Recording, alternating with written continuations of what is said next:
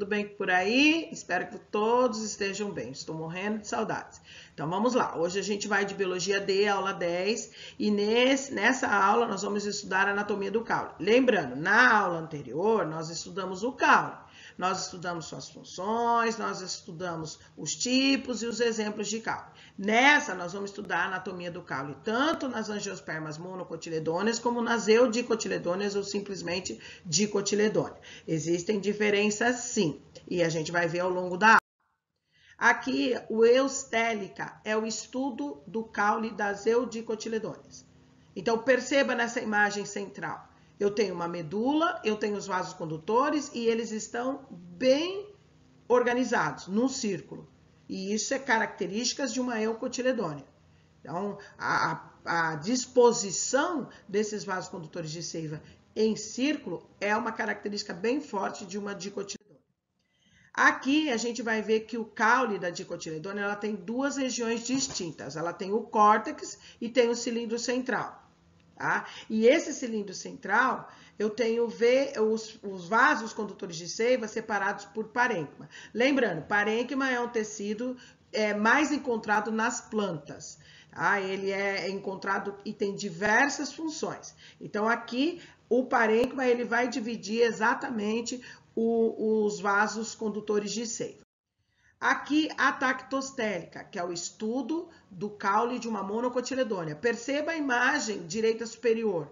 Aqui, os vasos condutores de seiva, eles estão todos espalhados. Eles não estão organizados como uma dicotiledônea. Então, não existe essa distinção entre córtex e cilindro. Eles estão mergulhados no parênquima. Lá nas dicotiledôneas, eles estão em círculo, organizados em círculo. O xilema mais interno e o floema mais externo. Então, aqui a gente vai estar trabalhando com a estrutura primária das dicotiledônicas. Então, ela tem o córtex, que é dividido em parênquima cortical e endoderme. E a gente vai estudar um por um agora. O parênquima cortical é o principal tecido do córtex. Então, eles têm células do parênquima e células do colênquima. Colênquima é um tecido de células vivas de sustentação. Lembrando que o caule, além de condução de seivas, ele também tem a função de sustentar a planta. Então, por isso, essas células do parênquima e do colênquima, para sustentar a planta. É o eixo de sustentação. Aqui a gente vai ver o que tem na estrutura primária do cilindro central. Eu tenho os vasos condutores de seiva. Eu tenho o xilema mais central e o floema periférico. E entre eles eu tenho o câmbio. O câmbio é um tecido embrionário que vai dar origem ao floema e vai dar origem ao xilema. Então, esse câmbio vascular aí, ele é formado por dois tipos de câmbio, o fascicular e o interfascicular, que juntos eles vão formar esse câmbio vascular, que é o tecido embrionário responsável pela formação do xilema e do floema. Lembrando que o xilema, ele conduz seiva bruta e ele é da raiz para as folhas, e o floema, ele conduz seiva elaborada das folhas para as demais partes da planta. A segunda parte do cilindro central é a medula, é um parênquima, perceba, né? Ao longo dessas aulas sobre anatomia, histologia vegetal, a gente vai ver muito o parênquima, porque ele realmente é o tecido mais encontrado. Então, é o preenchimento e armazenamento. Tá? Ele mora no cilindro central, na medula, mas ele pode formar raios medulares entre os vasos condutores de seiva também. Tá? Como a gente vê aí na figura superior direita, os raios deles. Aqui, o caule das dicotiledôneas ou eudicotiledôneas, a sua estrutura secundária. Então, as etapas de crescimento desse caule. Então, ele começa e você vai vendo eixo a eixo o que está a diferença entre eles. Até ele começar a se tornar um caule de sustentação e pronto para a sua atuação.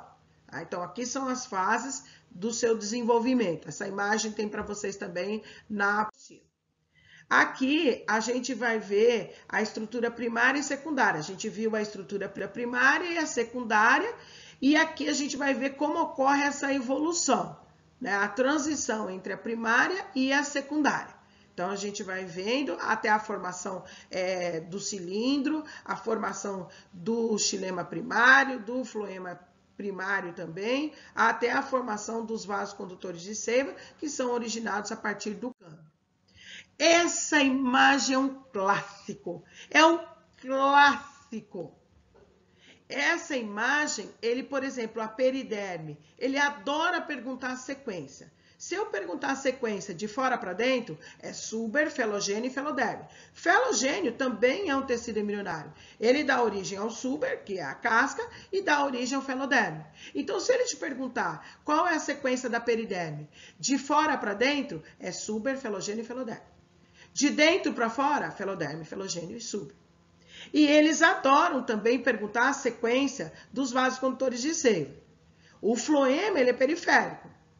No meio, eu tenho o câmbio.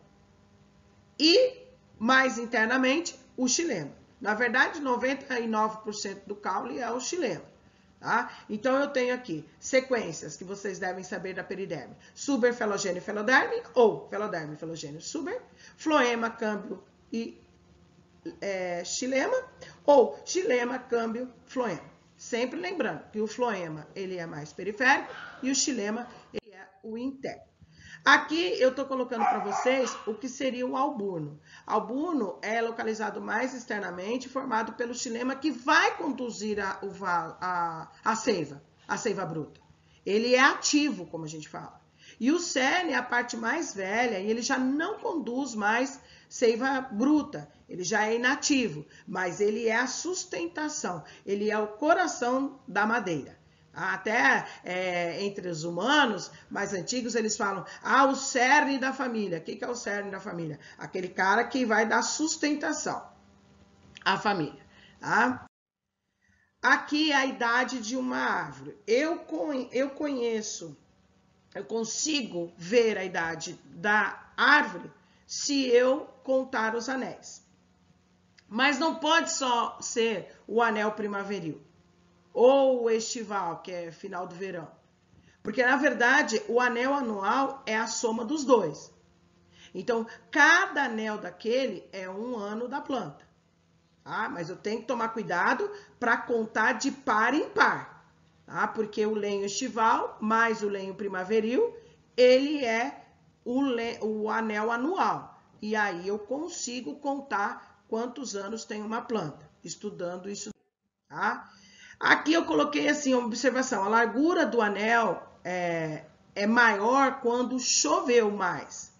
Quando o espaço entre um anel e o outro é pequeno, é porque houve um período de seca, como a gente está vivendo agora. Então, provavelmente, esses anéis, eles sofrerão uma alteração e eles terão um menor tamanho por conta disso que a gente tem agora, nesse momento, a seca que nós estamos passando. Tá? Aqui o caule das monocotiledôneas, olha essa figura central aí, mostrando os vasos condutores de seiva, eles estão espalhados, eles não são organizados, não tem um cilindro central que eu consiga identificar, porque os vasos estão todos espalhados dentro do parênquima, então não tem como eu ver isso aqui. Gente, muito empenho, muita dedicação, muita disciplina. Fiquem em casa, assistam às videoaulas, venham tirar as dúvidas. Eu amo vocês, estou morrendo de saudades, mas vamos continuar firmes.